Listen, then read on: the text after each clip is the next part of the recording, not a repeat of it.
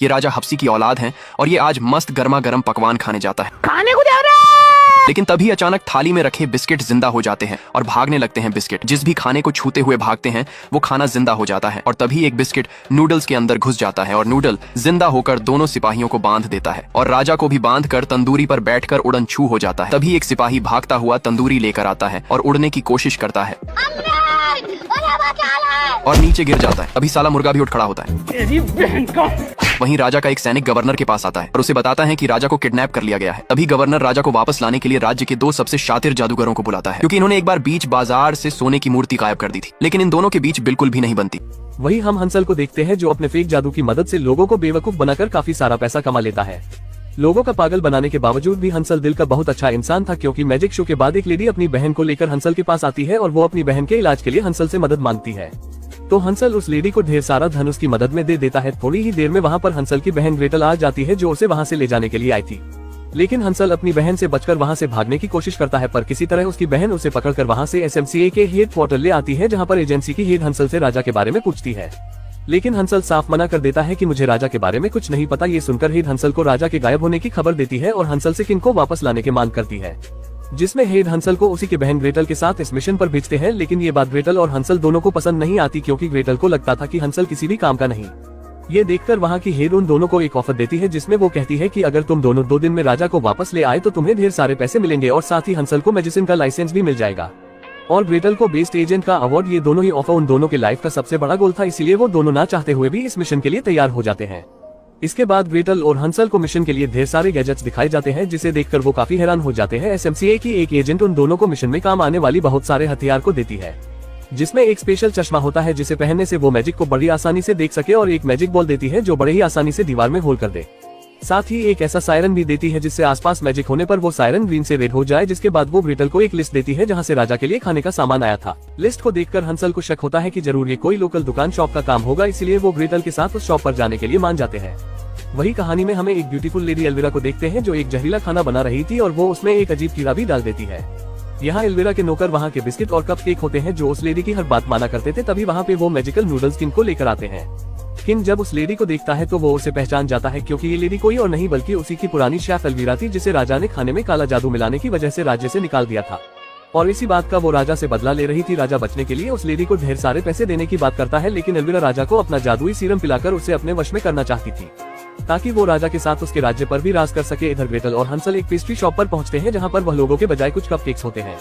तभी ग्रेटल को वहां पर एक सीक्रेट रूम दिखाई देता है, जिसे देखकर वो हंसल को अपने साथ आने को कहती है, लेकिन हंसल कपकेक्स के सामने आ जाता है, जिसे देखकर वह कपकेक चिल्लाने लगते हैं और उनके चिल्लाने की वजह से वहां पर एक वफादार कुत्ता आ जाता है जो हंसल का पीछा करने लगते हैं। भागते हुए वो दोनों उसी रूम में आ जाता है जहाँ पर ग्रेटल होती है। डॉगी से बचने के लिए हंसल ग्रेटल की सीढ़ी पर चला जाता है, तो वो डॉगी सीढ़ी को घुमाने लगता है, जिससे हंसल और ग्रेटल दोनों ही उस सीढ़ी के साथ ही घूमने लगते हैं।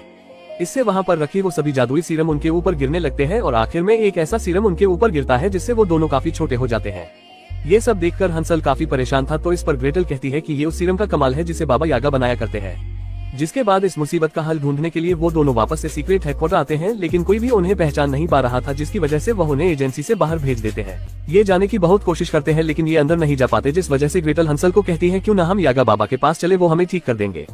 लेकिन हंसल कहता है कि वो बाबा एक नंबर का बेकार है, लेकिन ग्रेटल हंसल से काफी जिद करने लगती है। तो आखिर में हंसल और ग्रेटल बाबा के घर की ओर जाने लगते हैं और जब बाबा के घर आते हैं तो बाबा बिना कुछ सुने ही इनको अपने घर के अंदर रहने के लिए पनाह दे देते हैं और इन दोनों को खाने के लिए बिस्किट देते हैं। हंसल को अजीब लगता है, जिस वजह से हंसल बिस्किट नहीं खाता, वही ग्रेटल बाबा पर विश्वास करके बिस्किट खा लेती है। जब ग्रेटल उस चश्मे से बिस्किट को देखती है तो उसमें उसको जादू दिखता है, जिस वजह से वो समझ जाती है कि बाबा हमको सुलाने के बाद मारने वाले हैं। तभी ग्रेटल हंसल को लेकर कमरे में सोने आ जाती है, जहाँ आने के बाद ग्रेटल हंसल को बाबा की चाल के बारे में बता देते हैं, जिस पर हंसल अपनी जादुई शक्तियों से बाबा को डरा देता है और एक जादुई पंखे को बाबा से छीन लेता है, जिससे वो ग्रेटल को बेहोशी से उठा लेता है। लेकिन तभी बाबा समझ जाते हैं कि ये इनकी चाल थी और जैसे ही बाबा इनके कमरे में आते हैं तो वो दोनों जादुई गाड़ी से उड़कर चले जाते हैं, लेकिन एक पेड़ के टकराने से ये गाड़ी से गिर जाती है और ग्रेटल हंसल पर गुस्सा होकर इसको मारने आ जाती है।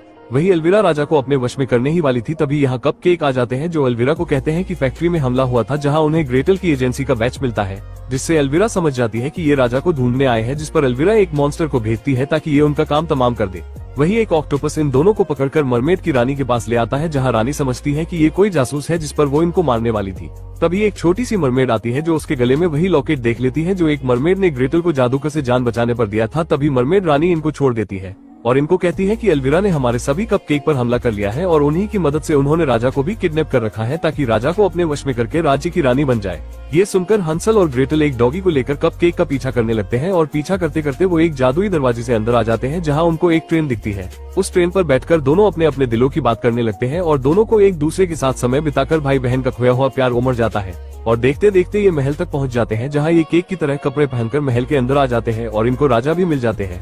राजा को देखकर ये इनको यहाँ से चलने को बोलते हैं। तभी यहाँ एल्विरा आ जाती है जो इन दोनों को कपकेक के चैम्बर में डाल देती है और खुद अपनी सवारी से राज्य की ओर बढ़ने लगती है। लेकिन ग्रेटल और हंसल उसी चैम्बर में फंसे रहते हैं। यहाँ से ना निकलने पर ग्रेटल हंसल पर भड़क जाती है और कहती है कि ये सब तुम्हारी वजह से हुआ है। अगर तुमने बचपन में राजा के राज्य में चोरी नहीं की होती तो राजा चुपचाप हमारे साथ चल लेते। पर तभी हंसल कहता है, पापा के गुजरने के बाद हमारे पास खाने के लिए कुछ नहीं था, लेकिन तुम्हें भूख से बचाने के लिए मैंने चोरी करी थी। ये सुनकर ग्रेटल हंसल से सॉरी कहती है, जिस पर हंसल और ग्रेटल एक बलून की सहायता से चैम्बर से बाहर आते हैं। और जैसे ही राज्य की ओर आते हैं तो ये देखते हैं कि एल्विरा ने सबको अपने वश में कर रखा था। ये देखकर ग्रेटल जादुई असर खत्म होने का एंटीडोट बनाती है, जिसे ग्रेटल एक गन से राजा तक पहुंचा देती है। एंटीडोट लगने के बाद राजा होश में आ जाता है, लेकिन फिर भी एल्विरा राजा का ताज पहन लेती है, जिससे पूरा राज्य एल्विरा के वश में आ जाता है। ये देखकर ग्रेटल उस एंटीडोट को केक के बॉक्स में डालने जाती है, लेकिन एल्विरा हंसल को इसमें डालने की धमकी देती है, जिस पर ग्रेटल उस एंटीडोट को एल्विरा को दे देती है। लेकिन एल्विरा फिर भी हंसल को उसी में फेंक देती है, जिस पर ग्रेटल भी आ जाती है। लेकिन हंसल के पास एक गैजेट था, जिस वजह से दोनों इससे बाहर आ जाते हैं और एंटीडोट को एल्विरा से छीनकर उसको उसी बॉक्स में गिरा देते हैं